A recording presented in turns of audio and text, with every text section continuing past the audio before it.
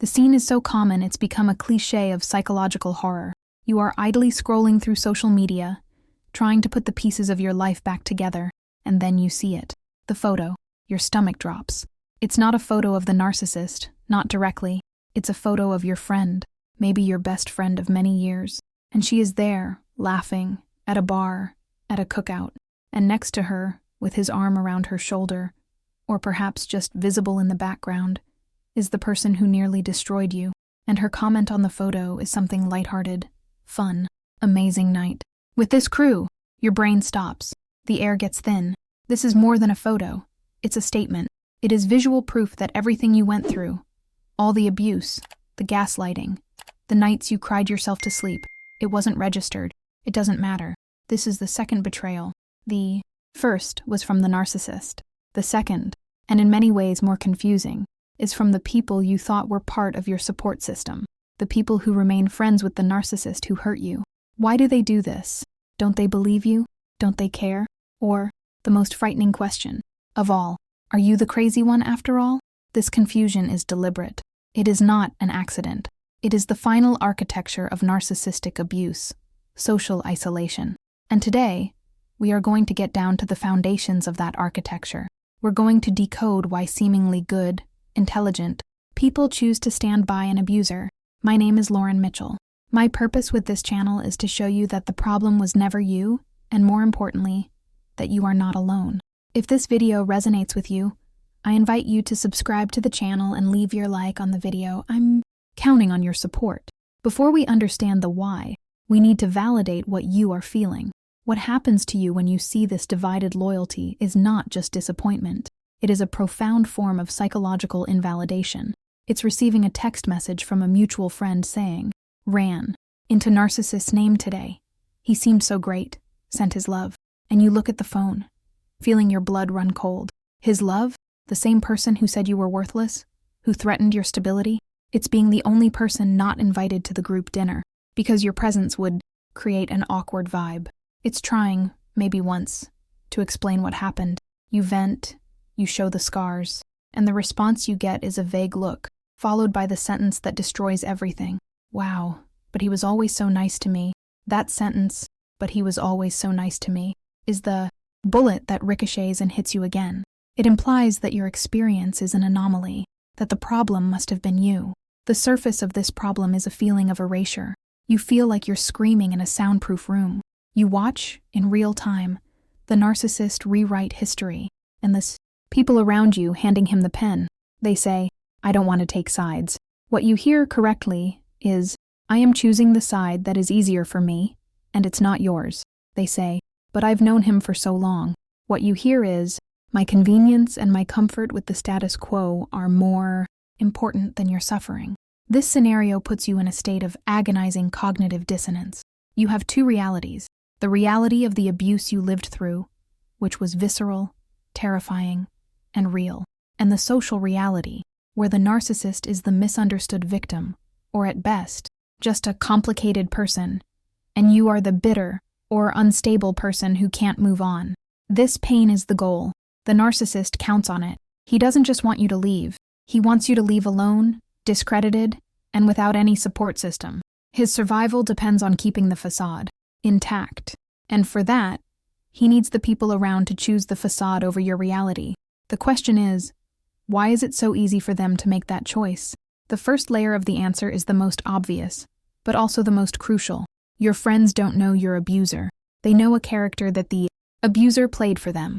Narcissists are master actors. They don't live, they perform, and they are incredibly skilled at impression management. To you, he was the controlling, critical, volatile partner.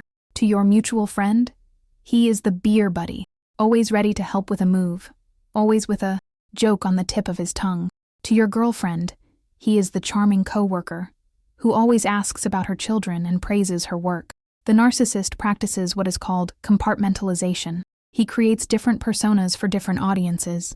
The persona he showed your friends is a work of art in normalcy and charm. When you show up with your horror story, you are, unintentionally, creating massive cognitive dissonance in these people's heads.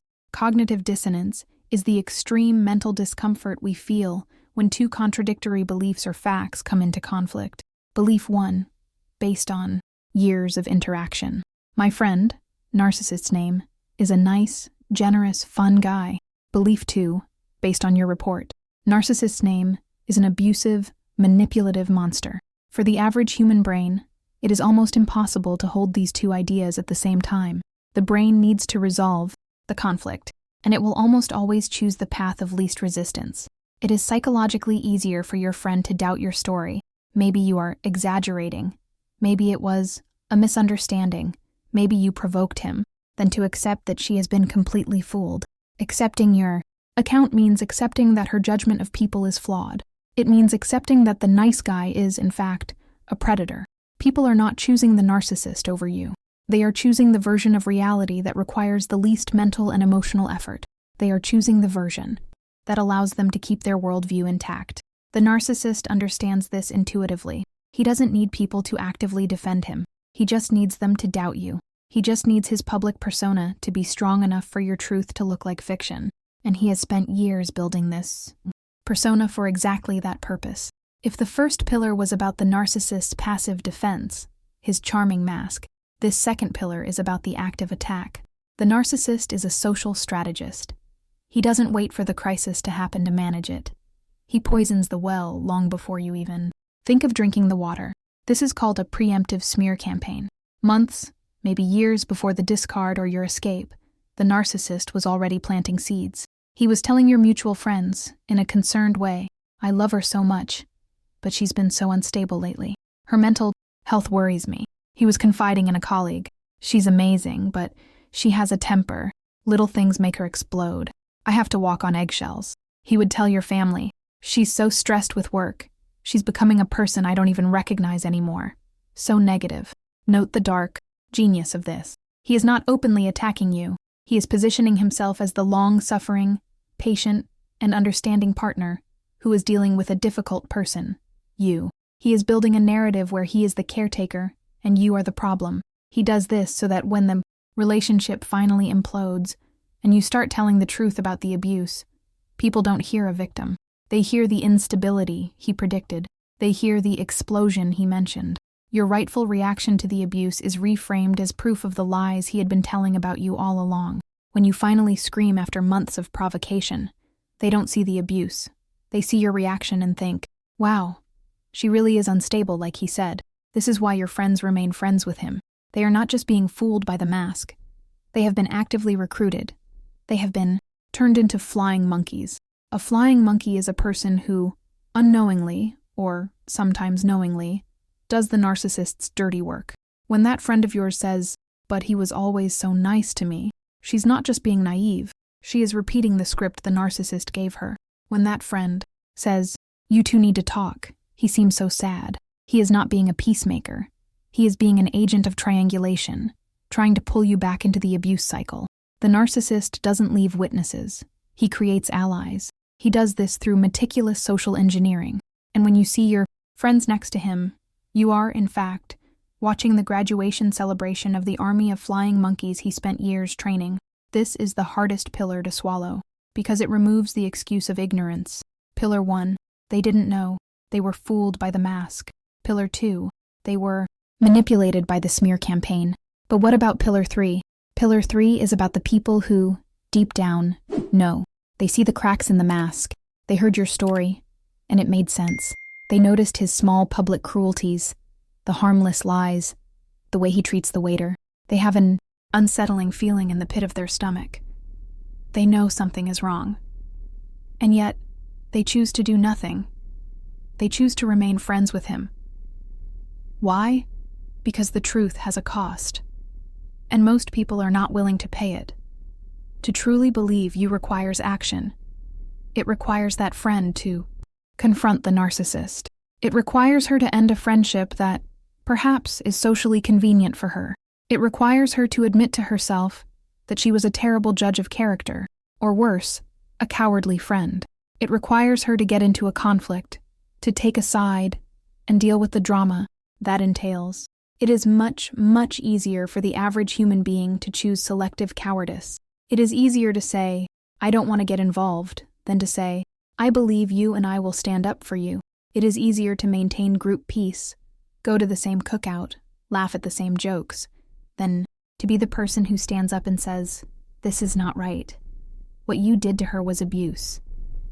People prefer a comfortable relationship with an abuser over an uncomfortable relationship with the truth. What you are witnessing is not just their loyalty to the narcissist. It is their loyalty to their own comfort. They are not betraying you for the narcissist. They are betraying you for convenience. This is the coldest and most liberating truth of all. Their silence is not about your lack of credibility. It is about their lack of character. They see the house on fire, hear your screams from inside, and decide they don't want to get their shoes wet. They choose comfortable ignorance because the truth is a burden. They are not just remaining friends with him. They are actively choosing a convenient lie over your painful truth. When you see that photo, when you hear that casual comment, when you realize that your pain has been put on a scale against social convenience, and convenience won, the pain is immense. But here is the turning point. This is not a verdict on you. It is a filter. Narcissistic abuse, and its painful social consequence, works as a high-power filter. It separates, brutally and unequivocally, the people who are mere occasional acquaintances from those who are true allies. You are not losing friends. You are discovering who they really are. You are discovering who has character and who has only charisma. You are discovering who is willing to face discomfort for the truth and who prefers the comfort of a lie. You are discovering who is loyal to you and who is loyal only to their own ease. The validation you desperately seek will not come from them. It cannot come. They don't have the capacity to give it. Liberation begins the exact moment you stop trying to convince them. Stop trying to make them see. Stop waiting for them to finally understand. Let them go. Let them have the narcissist. They deserve each other. They deserve the superficiality of that relationship. They deserve the theater of normalcy and the comfortable lie. Your path is different. Your path is the path of truth. And now you have valuable information. You know exactly who cannot and should not walk beside you. This pain you feel is the grief for friendships you thought you had. Mourn for them. But understand that what has been revealed cannot be hidden. You are now a truth detector, equipped with the discernment that only fire can forge. Your circle will get smaller, much smaller. But for the first time in your life, it will be real. And that is worth more than any crowd of cowardly spectators. In the description of this video, you will find a link with support materials created with much care to help you understand and reframe what you have lived or are living through. Feel free to leave your account, your vent, or even a suggestion for the next video topic in the comments below. Click on the suggested video on the screen and stay with me. Remember, you are light. Never forget to shine.